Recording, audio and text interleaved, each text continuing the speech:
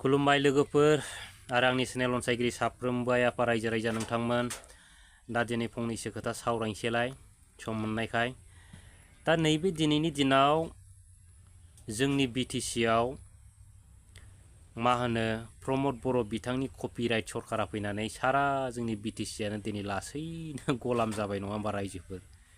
दा गलाम जानो थांगासिनो दं। दा दिनैनि दिनाव बिटिसि आव मा दंबावो रायजोफोर ना दङ? नोंथांमोना दाबो बिटिसि आव बिराद रोहो रोहो बायदिसिना डेभेलपखौ नुदों नामा रायजोफोर?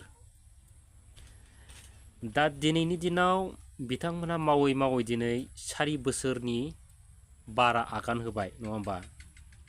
दिनै बिथांमोना बबे मोनसे खामानिखौ मावफुंखो ना मावफुंदों रायजोफोर? दिनै जोंनि गोबां बर' जोहोलावजोफोरनि दिनै गोबां मिजिं आसाफ्रा दिनैहाय माने बायफ्लेलांजोब्बाय। गोबां बिमा बिफा बिदा फंबाय बिसि फिसाफोरनि दिनै सिमां मिजिंफ्रा दिनै थेर बेथेर बायलांजोब्बाय नङा होमबा।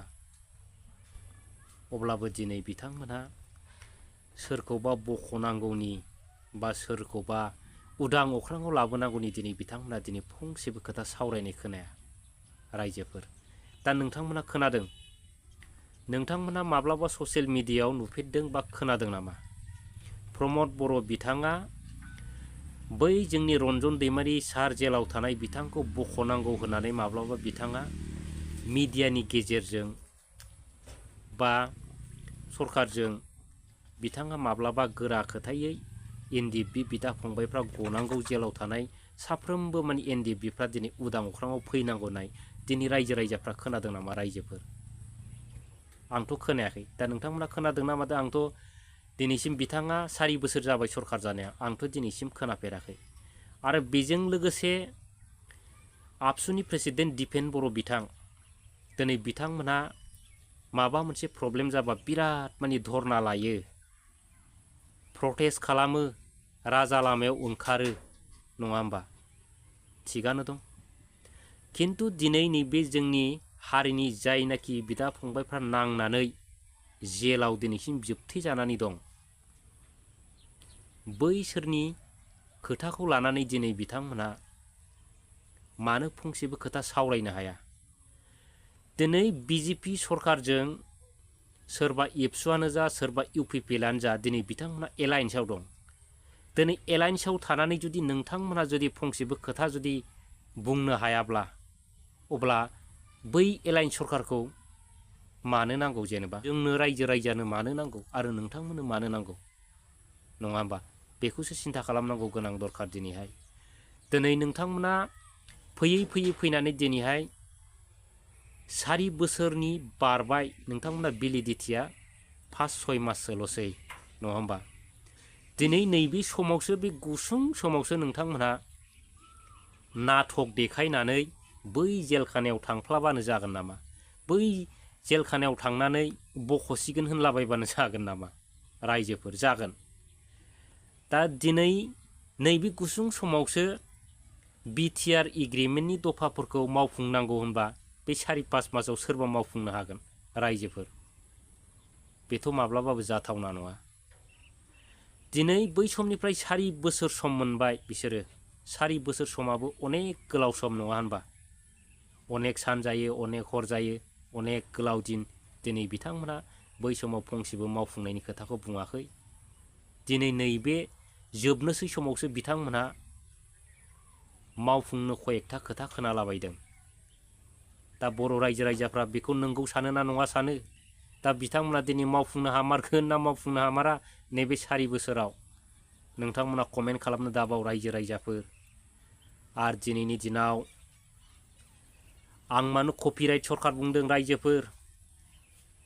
कपिराइटनि सल'आ ओरैबायदि, आङो मोनसे भिडिअखौ बिराद खस्थ' खालामनानै बानायबाय रायजोफोर नङा होमबा। दा खस्थ' खालामनानै आङो भिडिअखौ बानायबाय। दा आङो दाना मा जाखो, दाना आङो मालायनि बेकग्राउन्डखौ होबाय मोनसे। बै भिडिअआ समायना जानायनि आङो मालायनि बेकग्राउन्डखौ होबाय आरो बै भिडिअआव दाजाबबाय। दाना दाजाबनानै जेब्लानाखि आं इउटुबाव जुदि लड खालामो, कपिराइट स्ट्राइक फैबाय बियो। कपिराइट क्लेम जाबाय नङा होमबा। दा कपिराइट क्लेमा मा रायजोफोर? कपिराइट क्लेमा जाहैबाय नों जेसेबांखि खस्थ' खालामनानै भिडिअ खालामा मानो माने नों बै जाय मानसिनि माने मिउजिकखौ लानानै नोंथाङा भिडिअ आपल'ड खालामदों बे नोंथांनि खस्थ'नि फैसाया बै कपिराइट जायनाखि बिथाङा हरदों बिनि एकाउन्टआवसो हाबगोन रायजोफोर। दा दिनैनि दिनाव बिदिनो जेसेबांखि खस्थ' खालामा जेसेबांखि रायजोआ माने थै होनानै बा जिउ होनानै नैबे बिटिसिखौ लाबोदोंमोन नङा होमबा, अब्लाबो दिनै नै बिनि मोनजानांगौखौ दिनैहाय मोनसे फिसा बुहुलनि थाखाय मोनसे फिसा मिउजिकनि थाखाय जेनेबा बै मालायनावसो थाखा फैसा थांनांगौ बायदि जानाय बायदि दिनै गासिबो मानि माबायाव थांनांगौ जादों, स्टेटआव थांनांगौ जादों दिनै बेसो सल'गा रायजोफोर। दा लोगोफोर बै समनिफ्रायनो जोंनि बर' रायजो आइ आफाफोरा हारिनि जाथिनि फारसे सिन्था खालामनानै खौसे जानानै थै होनानैब्लाबो जिउ होनानैब्लाबो नैबे मोनसे समायना बिटिसिखौ लाबोदोंमोन हाग्रामा महिलारि सारनि नाजानायाव। बे बिटिसिनि गेजेरावनो बेसेबांबा गिदिर फांसे बिफां गायदोंमोन नङा होमबा रायजोफोर, बे बिफाङा दिनै 17 बोसोराव देरै देरै देरनानै दिनै बेसेबांबा गिदिर गेरेमसा जाबायमोन, रायजोफोरनो दिनै सायख्लुम होनो हानाय ओरैबायदि अबस्थायाव फैबायमोन नङा होमबा। दा दिनैनि दिनाव बेनो मा जाखो, नैबे ससे नैबे गुसुं समाव प्रमद बर' दैदेननाय कपिराइट सरकारा दिनै फैनानै मा जादों हरखाबै माने बेफोर दिनै थेर बेथेर जानो नागिरदों आरो बै गेरेमसा बिफाङा दिनै दानफाय जानो बा माने जावखुनानै गारहर जानो थांगासिनो दङ रायजोफोर। दिनै नोंथांमोनाबो सिन्था खालाम, साननानै नाय एसे। दा दिनै बेखिनिखौ दिनै बिथांमोनहा नुहुरनानैबाबो दिनैहाय नुवाखै बायदि दिनै जानानै थानांदों।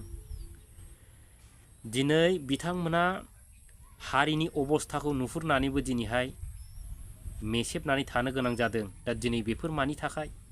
बेफोरो जाहैबाय उदैनि आरो गादिनि थाखाय रायजोफोर। बेखौ सिन्था खालामनानै नायनाया मोजां दानि जुगाव। दा दिनैसो नैबे समाव फैनानै बिथांमोनहा गावसिनि जोबनोसै समावसो बर' रायजोफोरखौ थगायला फैबा मानि जोंनि बर' रायजोफ्रा बैफोर खोथाफ्राव मानि गोजावनाया थिग जानाय नङा रायजोफोर। बेखौ हले सिन्था खालाम दिनैनि दिनाव। दा दिनैनि दिनाव आं प्रमद बर' बिथांखौ खावलायनो लुबैदों, बिथाङा नैबे गुसुं समाव माने जोंनि हारिनि सायाव बा हारिजों हारिनि गेजेराव माने लेथ्रा पलिटिकेल खालामालासिनो माने जोंनि आइ आफा रायजो बिदा फंबायफोरखौ अननो सोलों। सोरखौबा जोंबायदि उदां अख्राङाव माने बेरायनो रायजो जानो हानाय बायदि बै जेलखानानि बिदा फंबायफोरखौबो दिनै नोंथाङा हायोब्ला गोख्रैनो माने बख'नो नाजा एबा उदां अख्राङाव लाबोनो नाजा। फैगोन समफोराव नोंथांनि गिलु फालु मोजां प्लास पइन्ट जागोन बेफोरो। आरो दिनैहाय हारिनि थाखाय नांनाय जायनाखि फ्रिडम फाइटार बिथांमोन, दिनै बिथांमोना दिनै मानो उग्रपन्थीनि मुङाव दिनै मानो थैजासे जेल जानो गोनां जाखो? मानो दिनै बिथांमोना हारिनि नांसोमनायाव दिनै उग्रपन्थी खालामनानै दिनै मानो फासि होजानांगौ जाखो, मानो जेल जानांगौ जाखो दिनैनि गेजेराव? हारिनि थाखाय नांसोमनाय जायनाखि बिदा फंबायफ्रा दिनैहाय उग्रपन्थी साजायनानै दिनै जेलाव जोबनानै दोनजादों नङा होमबा? दिनैसिम मानो गनायनि माबा मोनसे राहा लामा मोनाखै? बेफोर बिराद दुखुनांथाव खौरां बा दुखुनांथाव जाथाय बेफोरो। माने दिनै मानि थाखाय थैजासे जेल जानो गोनां जादों, मानो थाखाय माने फासि होजानो गोनां जादों? बेफोर गासिबो जाहैबाय जोंनि बर'नि डायनामिक लिडारफोरनि लोरबां माने मा होनो बिदिखौ गोहो गोलोन्दां लिडारफोरनि थाखाय माने बे अबस्थाया जादों। दिनै पलिटिक्स बा पलिटिकेल हाय जेबो खामानि गैया दिनैहाय। हाजोबो पलिटिक्सआ गोसोबा हायैनि खोथायानो गैया, गासिबो हाजोबो। आरो बिथांमोना दिनैहाय जायनाखि पलिटिक्सआव थादों बे बिथांमोना दिनैहाय कर्टनि नियमफोरखौबो दिनै बिथांमोना माने थेमथेम थामथाम सिफायलाबायनानै गोदान नियम कानुन बानायनो हायो दिनै बिथांमोना। अब्ला मानो पलिटिक्सनि गेजेरजों नैबे जोंनि रन्जन दैमारि सारमोन आरो गोबां माने जोंनि बिर जोहोलाव बिदा फंबायफोरखौ मानो गहोनो हाया, मानो उदां अख्राङाव लाबोनो हाया पलिटिक्सनि गेजेरजों?